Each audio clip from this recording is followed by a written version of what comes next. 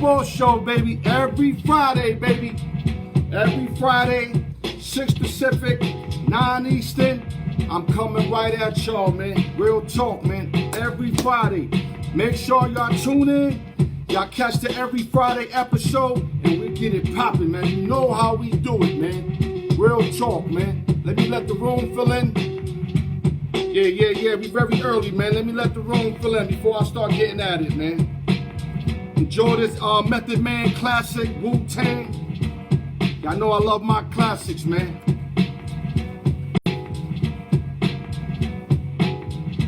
Let me let the room fill in, y'all. Yeah, we got a couple callers, man. Make sure you guys stay tuned, man. We got some real good topics today, like always.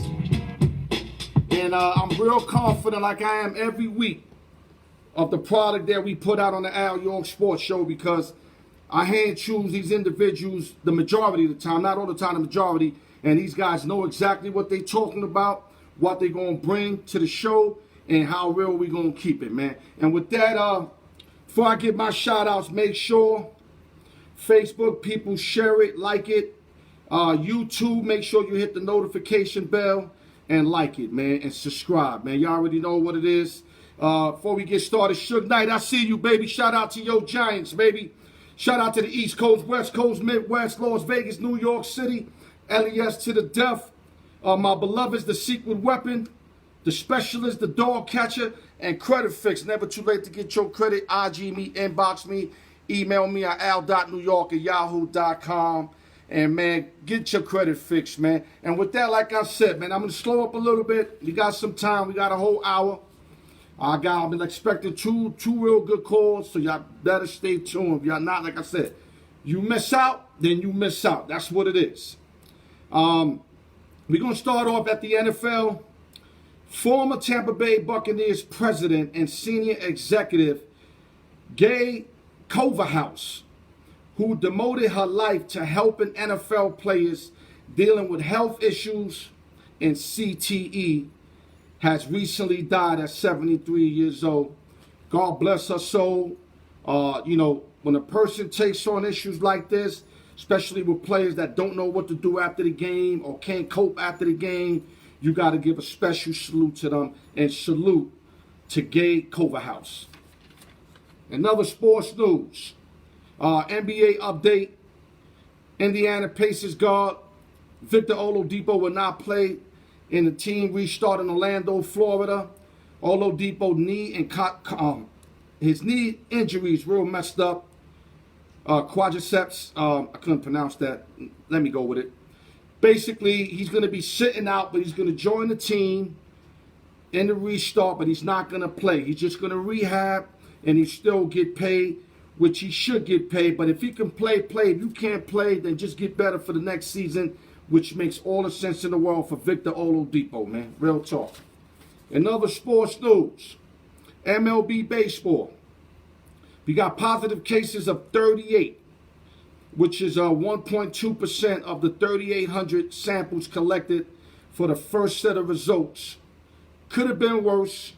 1.2% ain't that bad. I mean, 38 still that got, tested positive is still not good, but the percentage is not bad at 1.2. So if it stays at that rate, we might have to start a baseball when they said they're going to start the baseball. Other news, NFL update. On week 1, we expected to have the Black National Anthem. It's expected to be performed live and played in every stadium in week 1. This is very interesting. It's ironic how Roger Goodell is going all in right now when this is something he should have been participated in. But like they say, better late than never, so we got to run with that better late than never.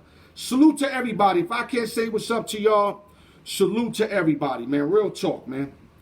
And considering the variety of measures during the upcoming season and recognize victims via police brutality and all the other foul stuff that takes place with individuals, especially the black communities, this is showing recognition. But like I said, I'm not a fan of Roger Goodell. This is something he should have been done instead of listening to Donald Trump's ass. In other news, NFL has shortened its 2020 preseason to 2 games, and they're trying to get it to no games eventually. But as of right now, it's going to be 2 games, part of a larger plan for players after the unprecedented virtual off-season program during the coronavirus pandemic. So right now, the preseason is usually about 4 games, if I'm correct, 4 to 6 games. They're trying to get it to 2, but if possible, no preseason. Don't matter to me because I don't bet preseason and I don't watch preseason. Other news: 9 NBA players tested positive for coronavirus last week. The league announced Thursday the 9 positive found between June 24th and 29th bring the overall total to 25 players out of the 351. That's a way higher percentage than baseball. Baseball got 38 out of 3,200 people. Basketball got 25 out of 351. So that new bubble thing they're gonna start, I hope that pans out, because if they don't, I won't be surprised if there won't be no NBA. Word up. Humpty, I see you, baby. Don't go nowhere. We got 2 callers coming in. It's about to get funky, man. Right now, I'm just going through some baseball, some basketball, some regular sports events to catch you on, but it's going to be off and popping like always. Major League Baseball draft, number 3 overall draft. Max Meyer gets a $6.7 million signing bonus from the Marlins. Real good pitcher. The guy got nasty stuff. And a few days ago, number 1 pick overall, Spencer Torkelson of the Tigers signed for an 8.4 M's deal. So these youngsters are banking right from the storefront, man. God bless them, and I hope their careers progress like everybody expects it to progress. Other news, NFL update. Tight end from the Cleveland Browns, David Njoku, has asked Cleveland Browns to trade him before the training camp.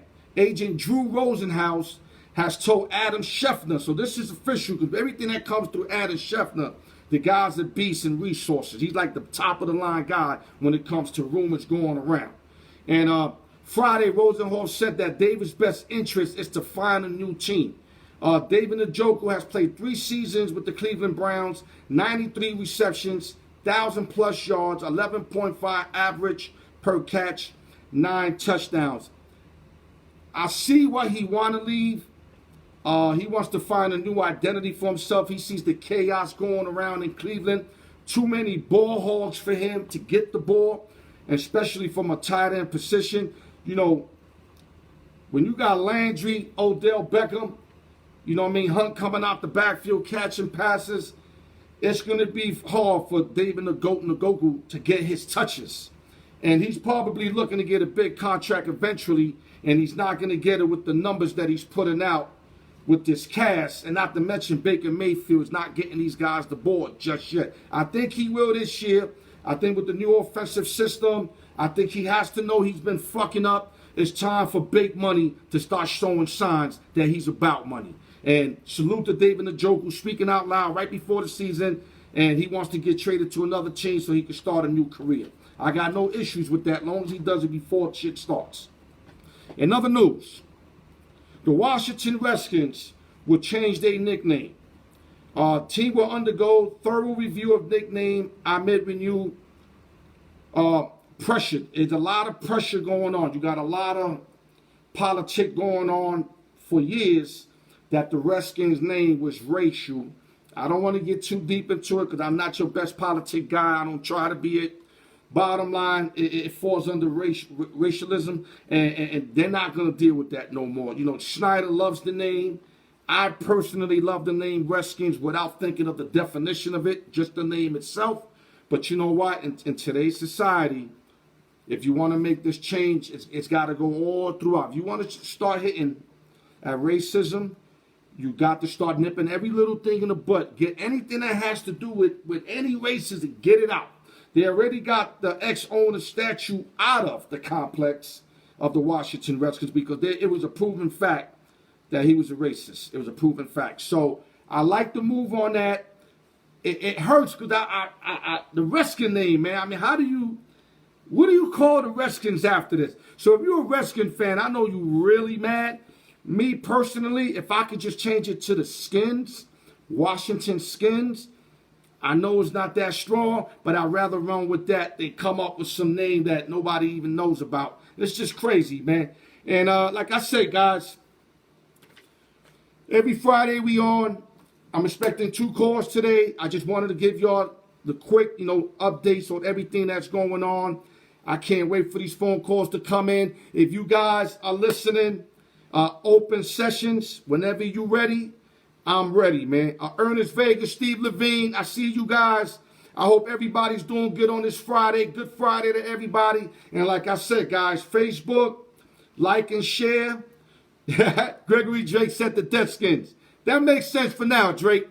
And YouTube, subscribe, hit the notification bell, and like, man. You know what I'm saying? Let's get these videos out. I got a lot of people participating. If people want to get their phone calls in and you're unable to get it via the show, I understand the frustration. Call me a couple days before.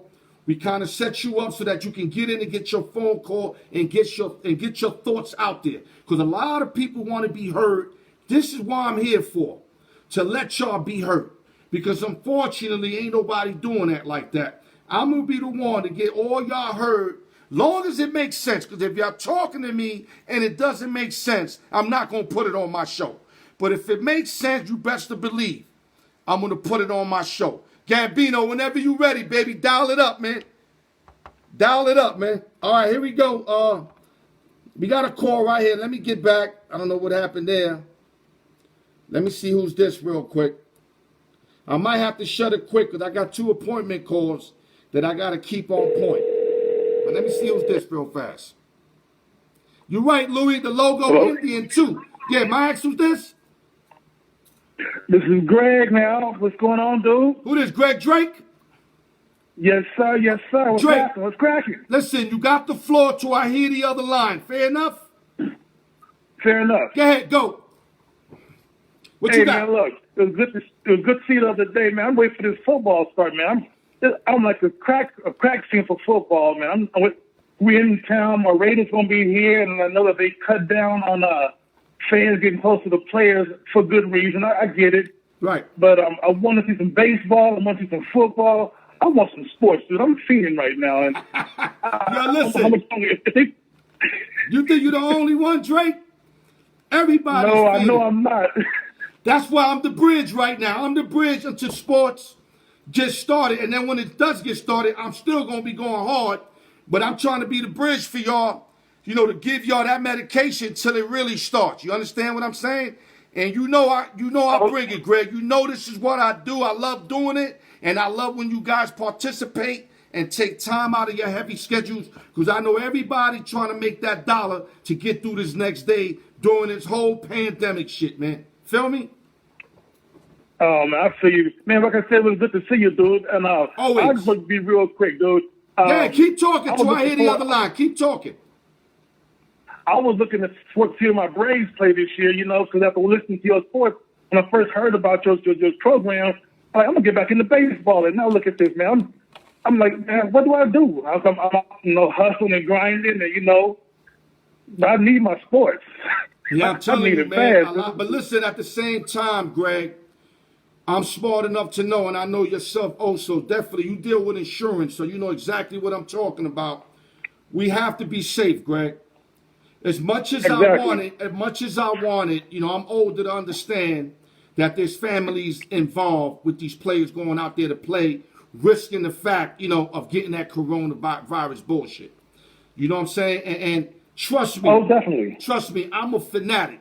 But I'm not a fanatic for the league to start and then everybody start getting sick and shit. You understand what I'm saying? Because then what's going to happen is we're going to drop back. But Greg, listen, pleasure speaking to you. Let me get this other line, brother. Pleasure speaking to you, Greg. Have a good one, Al. Much love, my brother. Much love. Hello. Welcome to the Al York Sports Show. What's going on? What's going on? This is Jesse Gambino. Gambino in the building. What's going on? Listen, baby. Before we start, you got anything you want to say? So it's about to get real right now. Oh, it's definitely going to get real. And I just want to say real quick. What do you want to say before we get started? David Njoku to the Cowboys for 4th round pick. So what happened exactly? I said David Njoku to the Cowboys for a fourth-round pick. Let's take him. Okay, we do it, or you throwing it out there to do it? I'm throwing it out there to do it. Oh man, you got my endorphins up for no reason. I thought that happened right now. No, we should definitely do it. I'm calling Jerry. I know it's a holiday weekend, but I'm calling Jerry on Monday to let him know to make it happen. Well, they're not going to give up a fourth. Cleveland's not taking a fourth round pick. They picked them up in the first round, late in the first round, I think, if I could record. They're going to want at least a third round pick. He's played 3 seasons. The guy's ready to go. They're going to want at least a 3. They're not going to get a 2. They'll get at least a 3, though. Early 3, late 3. Yeah, fourth round pick is something that they just got to get him out of there, and there's no takers. Then I can see that happening. I'll give him a 3. But yes, let's get to the Kraken. Okay, let's get it going. We're going to start off with the decision. The LeBron James decision a couple years back when he left the Cleveland Cavaliers and had that live on ESPN. They started showcasing that on ESPN this week. I want to get back to that. This is a subject I love talking about before. Now we're gonna re-bring it up. I want your take on this, Gambino, before I give my take. The floor is yours. Okay, so at the time that he actually made the decision, I thought it was a real stupid move to do it on air because it was just a bad look. And it was almost as bad as when A-Fraud weaseled his way onto the Yankees on Aaron Boone and other organizations together. Right. So I thought it was that kind of a weak move. But now as I'm older and I see what it really was about, it was actually not a bad idea on his end because it helped the community. He donated money. Donovan Mitchell was there, and as you can see, Donovan Mitchell is now in the NBA, so it had some effect on the youth, which is a positive. And honestly, he could have done a lot. He could have made a lot worse moves than what he did. And quite frankly, it's all for nothing because Kevin Durant, quite frankly, gets the award for being we're not going there yet. Let's do LeBron, then we go to KD. I want to save KD for what we're doing. Let's stick to LeBron. So you want to finish up before I put my 2 cents in? I'm okay with what LeBron did because it was for the community. So you okay? You're okay with it?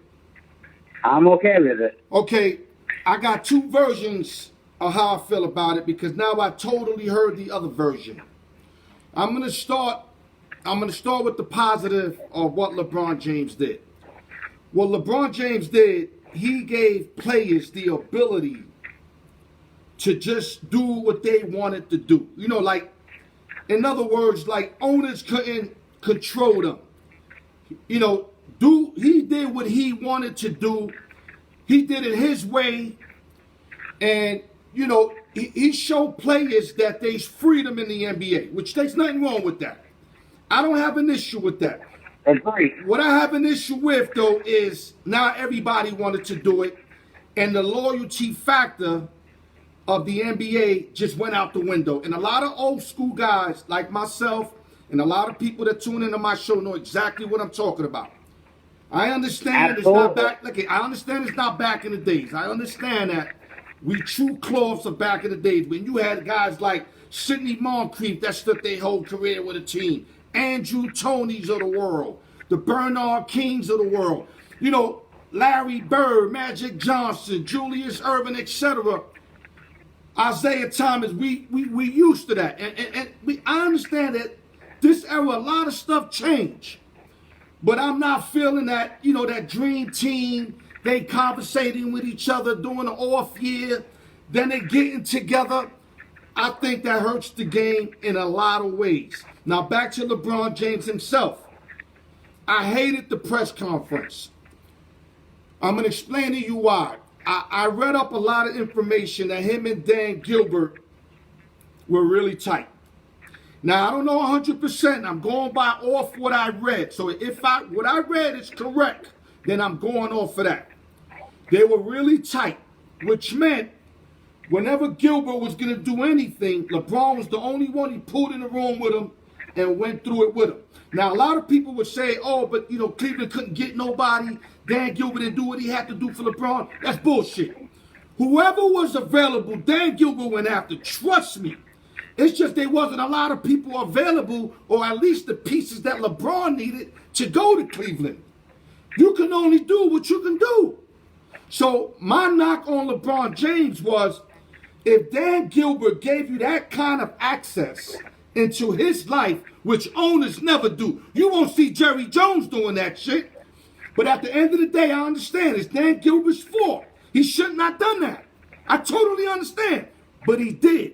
And what LeBron did was show him the biggest disloyalty that you could do. Now, a lot of us might say, yeah, the owners deserve that every time they was disloyal to the players. I understand that. But I'm not talking in general. I'm talking LeBron James. If it was me personally, Gambino, what I would have done, I would have grabbed Dan Gilbert before I did any press conference and said, yo, D, man, listen, man. I'm out of here, dog. Like, I thank you for everything you've done for me. Thank you for bringing me in this room, making me basically the main guy to talk to, the general manager, whoever was there to coach, etc. I thank you for that. But I'm being out, man. I'm telling you now, nobody else got to tell you. You ain't got to find out no other way. He should have took that route. Instead of, damn, Gilbert, don't know what the fuck is going on. Then there's a press conference, he's like, oh, shit. That's why he triggered the way he triggered. He wrote a little kid letter. I understand that. It was unprofessional. I understand that. But that wasn't the real him. He was hurt. I mean, he was, fucked up over that. He would have been fucked up over it regardless, but at least he would have been better off if LeBron would have talked to him before he did that press conference like real men do. That's where I knocked LeBron James at. He didn't handle this like a real man. And he regretted that. Why? Because he came back to Cleveland. Because he knew he did it wrong. But you know what? In my book, he corrected it, went back to Cleveland, got him a chip, and I got no complaints how he left the second time. Go ahead, bro. Your take now. I don't think Dan Gilbert was really a deciding factor in that. I think the fact that Delonte West was sleeping with LeBron's mom was more of a reason. Definitely. That had a lot to do with it. I think that was the main reason. Yeah, but what that got to do with him not being able to talk to Dan Gilbert, though, Gambino? You gonna tell me, regardless what it is, he couldn't talk to Gilbert first? Did Gilbert sleep with his mother? No, right? Not at all. Okay, then. No. He got nothing to do with that. He could have came and talked to him. Listen, this is why I'm leaving. I got a teammate fucking my mom's, and I'm not happy here. I'm just not happy here. I got to keep it moving. That's all you have to do. You don't do Dan Gilbert like that. And if you're making up for all the other players that got shitted by the owners, then I don't blame y'all for seeing it like that. But me personally, I thought it was a foul move. And I'm going to stick and I'm going to die with that unless I get new evidence that shows me otherwise why he did it. But the evidence that I gather up, everything that I gathered up, I felt like LBJ did it wrong. But go ahead, bro. Well, I mean, LeBron had begged for guys that he wanted traded to his team, and Dan Gilbert would make the move. Like, for instance, he wanted Stoudemire before Stoudemire went to the Knicks, and before Stoudemire got hurt. Now, had he made that trade, I personally believe you got Stoudemire, LeBron, and Dwayne Wade in Cleveland, or you got Stoudemire, Wade, and LeBron in Chicago with Derrick Rose, who's on his rookie contract. So you would have had a foursome. Right. And that would have been very enticing. Okay, let me ask you something. if you were LeBron James, how would you have done it? If I was LeBron James, after everything that was transpired and was sought out through the media, and with what I know, I probably wouldn't have gone on air and done it, but I definitely don't need to tell my owner I'm out, because he could trade me in any given moment, so therefore it's a business decision. See, this is why this topic is real touchy, because people gonna go, yo, Al, it's business. That's the first thing people gonna say. And I'm tired of hearing that, man. Because at the end of the day, see, I'm old school. So when I build a bond with somebody, I believe in the bond more than the business. But I'm different than everybody else. So I guess I got to look at it from LeBron's point of view, which is all business. But I can see where Dan Gilbert started tripping. Do I respect what he did? Hell no. He should have never put that letter out there. No, never. But I could see him tripping. I could see him tripping, and I could see other owners laughing at him for, treating it more like a bond than a business. But I guarantee you, Dan Gilbert will never do that again. I mean, I know it's too late, but he'll never do that again. But that doesn't exclude what LeBron did in my eyes. There's a lot of great positive things that came out of this. I mean, from his boy Maverick coming up in the world, his whole team benefited from that move to Miami. It just escalated each and every individual, including LeBron James. I'm not knocking that, Gambino. I'm totally for that.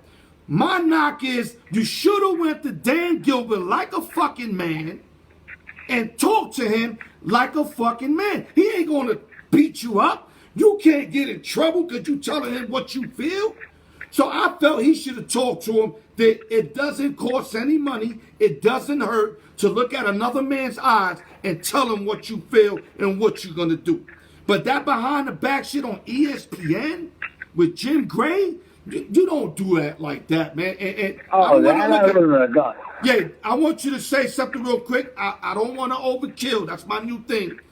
Get your last words, then we're going to go to the next subject. Go ahead. I definitely wouldn't have gone on TV. I would have just gracefully entered my new city and had a party. Yeah, okay. So now we're going to go to a situation that's very similar. We got a two-part question right here. You know what I mean? We still got about 12 minutes in riding before my next caller. The two-part question is going to be, part one's going to be, what's your take on Kevin Durant's departure when he left OKC, Russell Westbrook and company? Go ahead. It is hands down the biggest punk move in sports history. I never agree with you, Gambino. This is why I love you on my show. But I think I agree with you on this one. But I need you to get technical. I need you to get technical for my people's viewing in. We want to show them why popcorn pop. Okay. We're just not going to tell them it pops. Why? Go ahead, your take. They were up 3-1 in the Western Conference Final. Copy. That's strike one. Copy. They lost, and he went to the team that beat them, which is strike two. Yep. Strike three is Russell Westbrook individually is definitely better than any of those guys individually on Golden State, in my opinion. I'm not saying that they are garbage as a team, but Russell Westbrook is definitely better than all those guys individually. Yeah, but let's take Kevin Durant. Go ahead. And Kevin Durant, that is a Benedict Arnold move to no end of degree. That is the most cheap shot move that you could possibly do, because you guaranteed yourself a spot in the finals without any competition, which there was none up until the Western Conference Finals when he went up against Houston. On guard, yeah. There was no competition. So basically, you left and spent 10 months for 2 weeks of competition. That's what you did.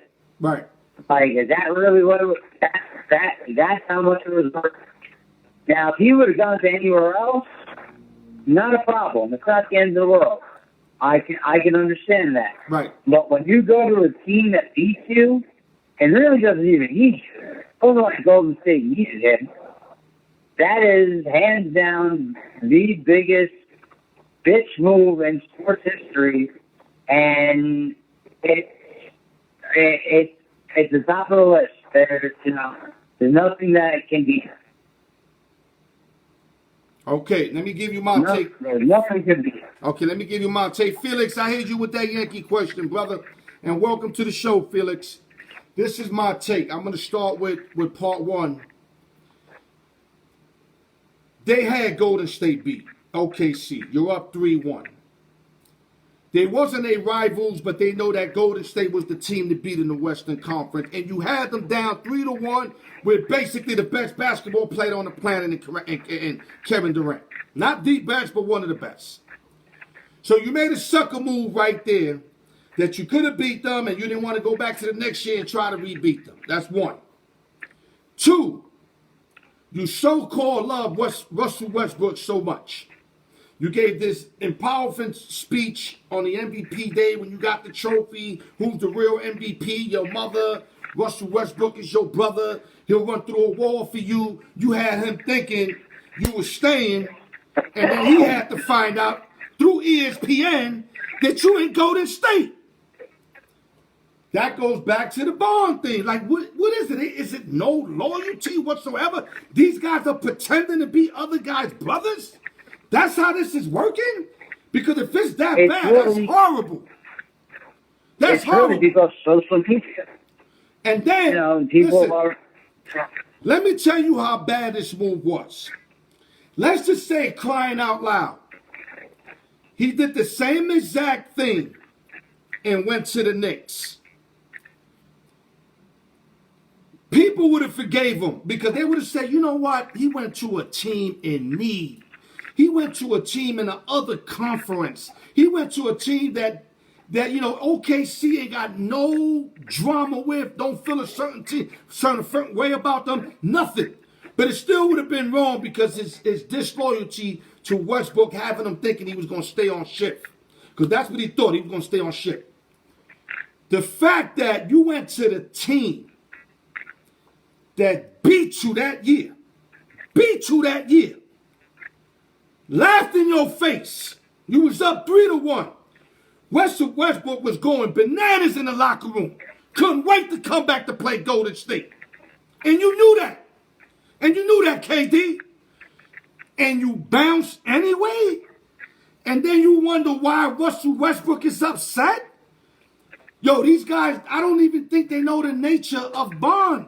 And I'm very surprised because Kevin Durant, it's like, he loves his mother to death, and not to compare his mother to Russell Westbrook. Don't get it twisted. I'm not doing that. But he knows what she did for him, the bond they created. You have to have the knowledge to know what's the bond. And what you have with Westbrook, I understand. Like I said, the weak way out, I hate when people say, yo, Al, it's business. Don't hit me with that shit, because we're going to be fucking arguing.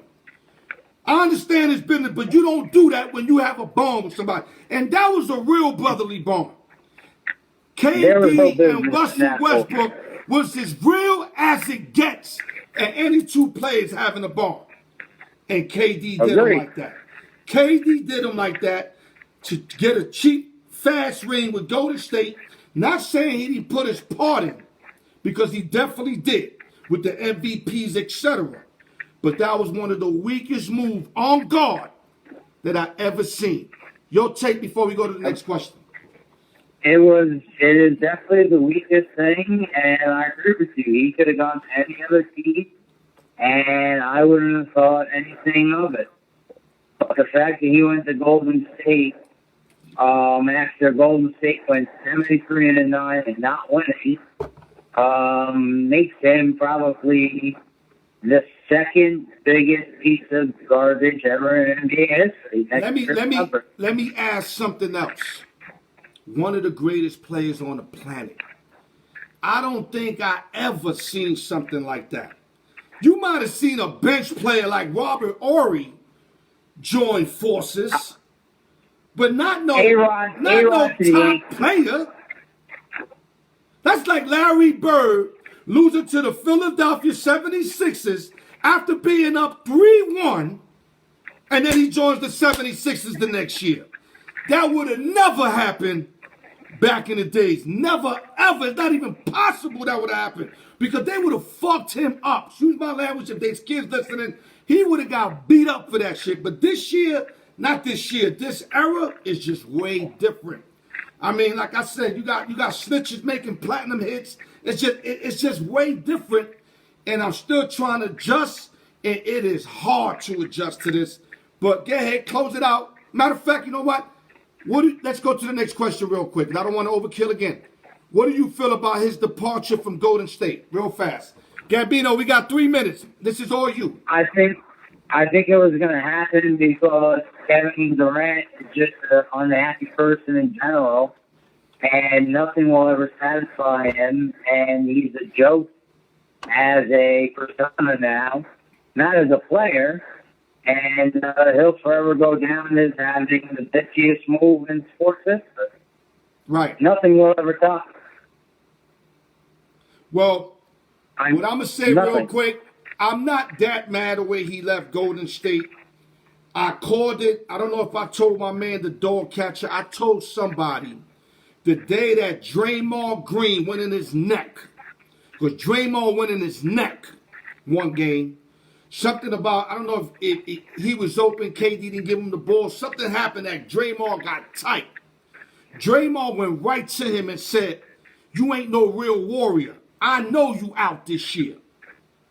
Because he knew KD, he know KD style. But that didn't help at all KD staying after that. Not to mention, Draymond continued the argument in the locker room. Now, they patched it up and all that, but the damage was done already. I knew KD was out. I told everybody, because I seen his face. If you could go to YouTube and watch the video when Draymond was screaming on him, you could see it in his face. Like, I can't wait to get out of here, man. I already got my rings. I did my MVPs in the MVP in the championship play, NBA Finals. I don't need nothing else up in here. I got what I needed. I'm out. I could just see that in his face, and I knew he was out. I didn't know he was going to Brooklyn. I'm not going to lie and say I knew he was going to Brooklyn, but I knew that KD was out. And he knew he couldn't join another championship contender because he knew that people were on him on that OKC move, so he did something so that he could get some love back, getting with a team that basically been in the cellar the last, 7, 8 years. So he tried to make amends, but real guys see through that. But go ahead. You got 1 minute before we close it up, brother. 1 minute. There's nothing that Kevin Durant can do to gain any sort of support back. Again, he went to a team that was 73-9 and left Russell Westbrook, who is better than all those guys by himself. So I just don't like that he just, that was so foul. And his mom's a trooper. His mom, try to back him up, whatever, because that's what a mother's going to do. But even his mother saying, "Baby, don't worry about what people think," and she knew that wasn't right. But you know what? That's her son. She going to ride with her son, and I understand that. And God bless his mother's soul because she is real. Whether he wrong or right, she got his back. But KD went out. He went out hard, and that would, to me, never be forgotten. That would never be forgotten. Never. All right, Gambino, so listen, man. Appreciate you coming on board as always, my brother. Love your perspective, and until we talk again, you have a great Friday, my brother. You too, and happy holidays, my man. Likewise, my brother, likewise. Okay, guys, open sessions. Hit me up, 917-723-8264. If y'all have a problem getting through, hit me a couple days before the open sessions on Fridays. I'll get you in. We'll have an appointment, and we'll get to hear you out because everybody want to get heard out. Everybody. That's just the way it is. Okay, let's get our next caller. Actually, he tried to call already. Let me call him back. Something's happening with my ring. I don't know what's going on, but we're going to get it right.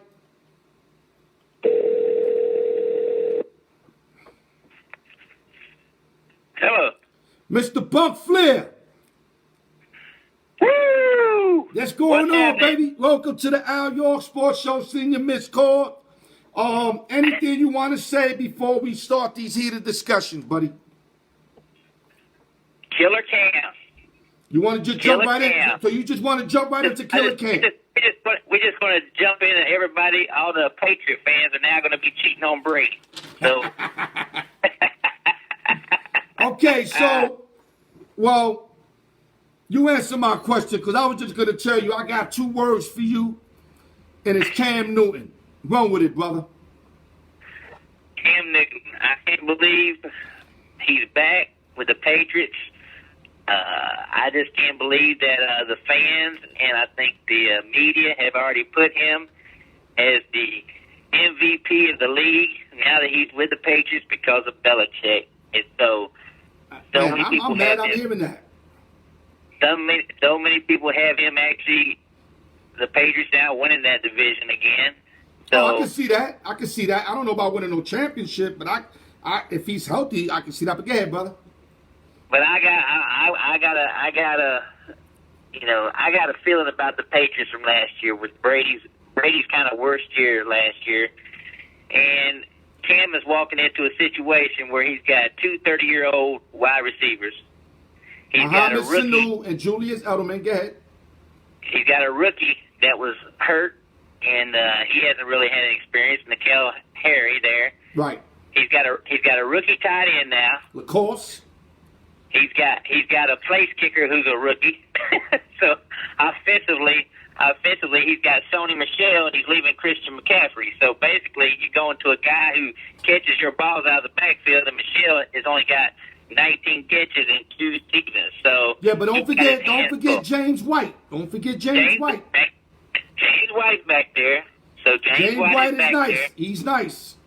He's nice, and they also got a top 10. He's got a top 10 defense on the other side of the ball. So the one thing with this NFL talking about the players' unions is not having any preseason. So I'll be interested to see if they work out a deal to play 2 still or not, because that's going to play a lot into Cam winning his starting position. Yeah, I would like to over see him. 2. Listen, only because of a situation similar to this, Buck Flair. I'm not a preseason guy, but I think doing, with all this pandemic stuff and people not being able to practice as much, you almost have to have the preseason game. Would you agree? I agree with you, because one thing is that what about these guys that are rookies coming into camp? I mean, what about the free That's what I'm agents saying. guys You that have to, man. I I mean, how just these don't guys are understand supposed about why to we do create that. any continuity? It ain't the same in practice. I mean, you could try to draw it up the same way. It's not the same when you're playing a whole different team on the other side. Don't get me wrong. You're right. Practice can get intensive. Especially in New England. You know what I mean? Belichick loving them guys. They go crazy in practice. What's the guy named Rodney Harrison? Everybody hated him because he was popping dudes in practice back in the days. And Belichick liked it, but the whole team wanted to beat him up. But this is a different scenario. This is the offensive side. Cam Newton needs to see defensive in every which way as much as possible. Not to mention he's lost 8 straight games. So he has to get the feel back of football. First, he's got to find the love for the game first, which I think he did. I think all his chip on his shoulder, nobody picking him up, and then finally New England getting him. I think he busted through the love back in the game again. Now he got to perform. But like I keep telling people, don't expect Cam to put those numbers he put in Carolina, because they're not going to unleash him. Everything's going to be systematic in New England until maybe Game 7, Game 8, when Belichick and McDaniel start to trust this man, where they can just leave him drop back and then, look both ways and then make a play. But in the beginning, you're going to see 3-step drops. Boom. Everything's going to be 3-step drops, so that he doesn't give the ball over or turn the ball over. Because Belichick, you know what happens when you turn the ball over. I mean, what's that kid, Jarrett Stidham? He gave him one opportunity, threw an interception against the Jets, sat him back down, put Brady right back in. Belichick does not play when you turn that ball over. Go ahead, bro. Yeah, I mean, it's amazing the fact that I know you're so high on Killer Cam. I love Killer Cam, man. Auburn. You've been watching since Auburn. You've been watching since Auburn days and all that kind of good stuff. He went cuckoo on me though when he started dressing. You know, he started putting that crazy stuff on, and a lot of that stuff took place.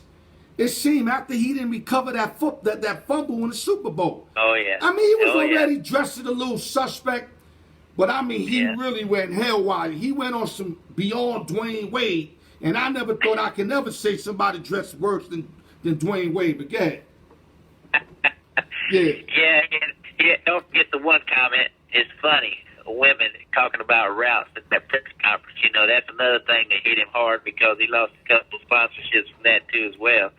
So, you know, one thing about Cam that, you know, you look back at his season in the NFC South, he's always had double-digit interceptions. He's about a 59% completion percentage kind of guy. Right. He's been sacked over 29 times or more each season. And then the one thing that really got me with Cam, because I went into it when everybody was crowning New England, you know, Patriot fans are cheating on Brady now because they're all hyped because Cam's there. He has, besides that 15-1 season where he went to the Super Bowl, he has a losing record. He has 53, 54, and 1. He has a losing record except for that 15-1 season. So you take that away. I'm just amazed at how many these announcers are just have really put more pressure on Cam. If you ask me, he's going to have more pressure now because that foot injury that he had is really going to be interesting to see how he's recovered. Right, but one thing we can't say, his body's going to be a lot better because New England got a more than a decent offensive line, and like I said, they're going to run them systematic. And you got to understand, he put numbers up in Carolina with a defensive mindset of Ron Rivera, who's the head coach. He's not specialist on offense, and the coordinator wasn't all that either. So Cam did a lot of this stuff via his ability. He's got God-given ability. What happened is they had him out there out to dry, man. I mean, he was getting popped every which way. He could not get no late hit calls. I mean, they treated Cam real bad on referees. And a lot had to do, you know, him doing this, you know, the first down thing, you know, the Superman thing.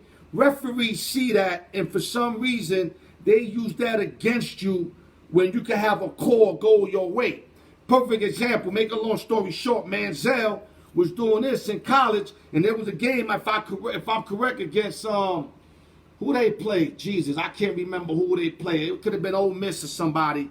It was 3rd and 15. He was running for the first down. I mean, they horse collared the shit out of him.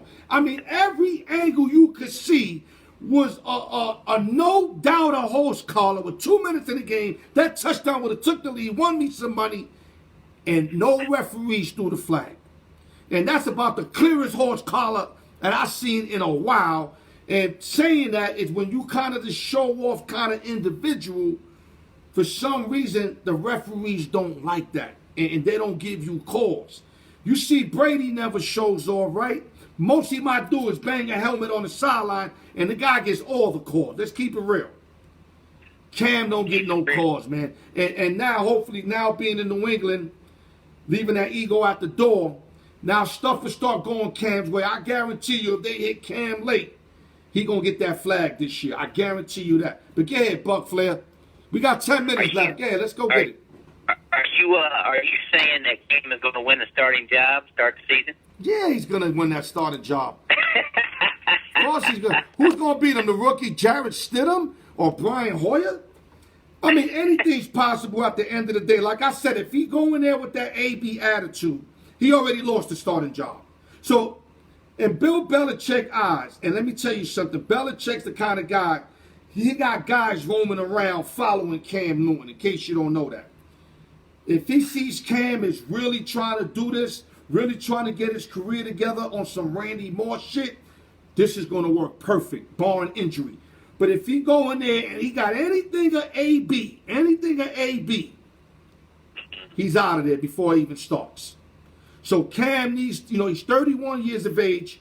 He needs to grow the fuck up. Leave all that Superman shit. Throw that shit in the closet. All that first down, throw that in the closet.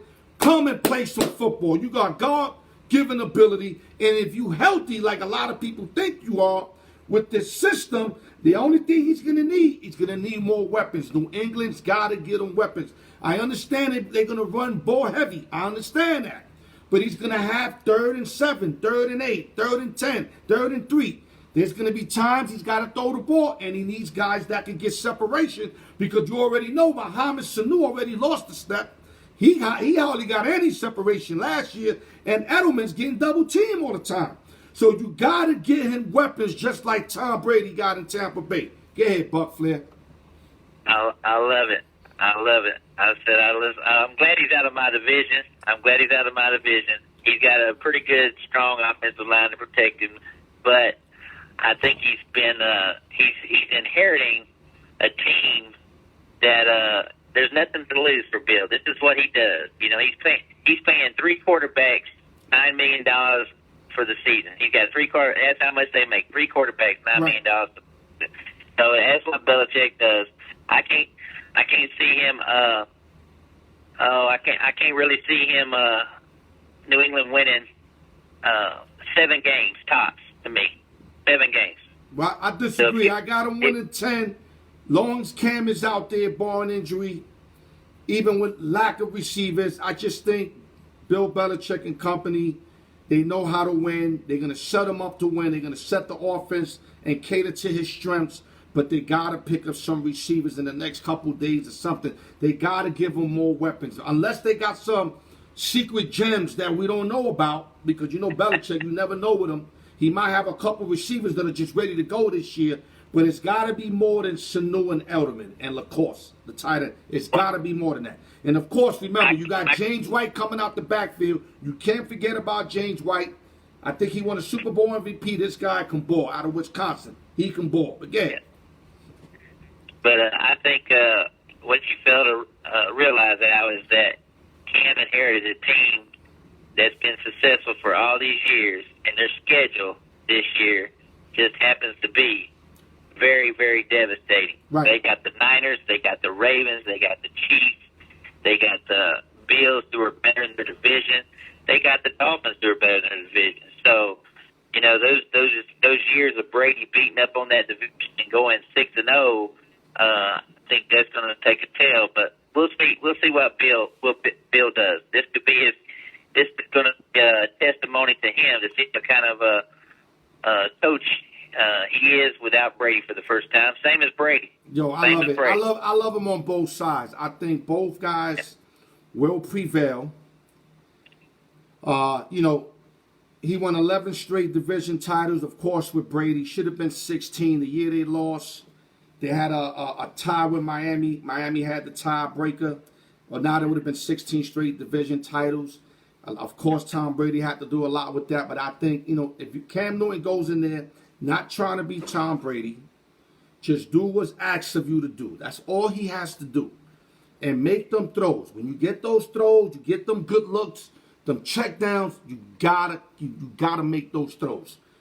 But you got to get them more weapons. And I'm telling you, I still think they'll sneak 9 to 10 wins.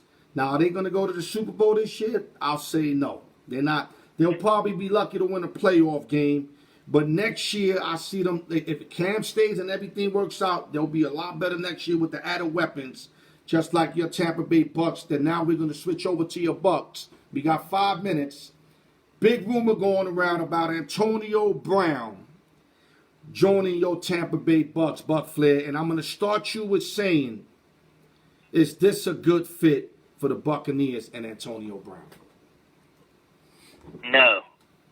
Oh, I'm surprised at that. Forget. No. Educate us. No. Educate us. I think Antonio Brown has run his course as far as I'm concerned in the NFL. I think. You think he's out of talent, or you think he did too much damage? I just think he's done too much damage. I think Seattle and I think Houston has really got a good shot too as well with Deshaun Watson down there, because that coach has to redeem himself by trading Hopkins. So yeah, D-Hop. If he signs, he got to make up for D-Hop. if he signs Antonio Brown, I think the fans of Houston be like, okay, he's not doing too bad as a GM because they got the money. You put Antonio Brown. Yeah. And if he's anything like he used to be, I mean, of course, his attitude, he just can't get rid of that. But I think on a football field, I don't care who's looking right now and disagrees with me, whatever. You don't miss basically nothing with Antonio Brown in there stepping up for D-Hop. What's your take on that? Just football field and skill set. I think if Antonio Brown returns to his form, of course, he's a top 4 wide receiver in the league if he returns to his form. Easy. Because I mean, he is when I saw that Russell Wilson workout tape, I was thinking, well, he's going to replace Doug Baldwin. I see that too. He was balling, but there wasn't no real defenders on him.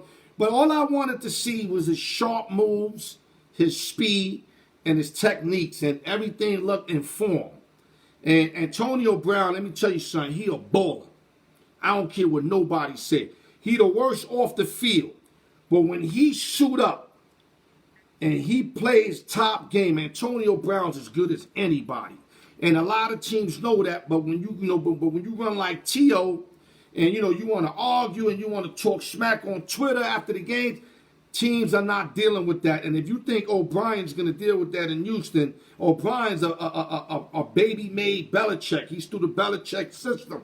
So O'Brien's going to have a short window with Antonio Brown. But now we're going to go back to your Tampa Bay Bucks. I don't think you guys need him. I mean, it won't hurt to have him. But when you got Mike Evans, Chris Godwin, Gronkowski, O.J. Howard, and Ronald Jones II out the backfield, I don't think you need them. I really don't. I mean, I'm sure Brady wouldn't mind having them, but you guys don't need them. Would you agree with me on that? Woo! You know I'm going to agree with you on that. You left out Tyler Johnson. You left out Keyshawn Vaughn. You left out all the weapons that are coming back. I mean, but I'm basically mentioning the guys that that was solid right off the bat. But listen, I forgot to show you. I got one of your jerseys back there. Can you see it? Yeah. You see the number? Let me see it. Let me see it. 19, number 19. Oh, Keyshawn Johnson. There you go, Keyshawn Johnson, baby. John Gruden days. That's right. Yeah, I just did this for you. You know I ain't no Tampa Bay fan. Never will be. I was a big fan, though, of Doug Williams back in the days. I love Doug Williams. I love All-Star, etc. You guys always had some good players. That year y'all went to the Super Bowl and upset the Oakland Raiders. I know you was crazy happy about that because a lot of people kind of had the Raiders to win that. But real quick, before we hang up, we got about 1 minute left. You say your team could win this year. You still behind that? 100%, because I still don't like the fact that the Saints have too much dissension in that locker room. So right now, I would say we got a chip on our shoulder and be our favorite. So say it on the Al York Sports Show, are the Tampa Bay Bucks winning the Super Bowl? The Tampa Bay Buccaneers are going to the Super Bowl. I think you're being biased. That's your team. I don't blame you. Listen, I don't blame you like I don't blame Kevin Durant's mother for backing him up, even though he was wrong. So I don't blame you. You're a diehard fan. The difference between me and you, I'm a Cowboy fan, and we got every reason to try to make it to the Super Bowl. I mean, we got so many chips on our shoulders from every aspect possible, but I still know that Dak ain't going to get us to the promised land. Because I'm just that real with it. Yeah, I'm just that real with it. Buck Flay, anything you like to say before we hang up, brother? I want to say I appreciate you having me on tonight. I want to say it's great to talk about Killer Cam because I know how much you love the guy. That's my boy. He was my favorite thing. Woo! Go Bucks. No doubt. Go Bucks. Thank you, Buck Flair. Appreciate you, and we'll talk real soon, brother. All right. See ya. All right, brother. Okay, guys. Open sessions, man, every Friday, man. 6 Pacific, 9 Eastern. You guys want to be heard? Utilize me. I get your voices out there. This is what I do. Hit me up Wednesday, Thursday if you're real serious about it. A lot of people try calling in. It's hard to get through because I already got people calling in. Copy? every Tuesday, 15 quickest minutes of sports. Like I always say, I appreciate everybody tuning in. Y'all could be doing anything else, but instead you spend this 1 hour with me. And I appreciate that, and God bless y'all. Al York Sports, coming to a theater near you. 100, y'all.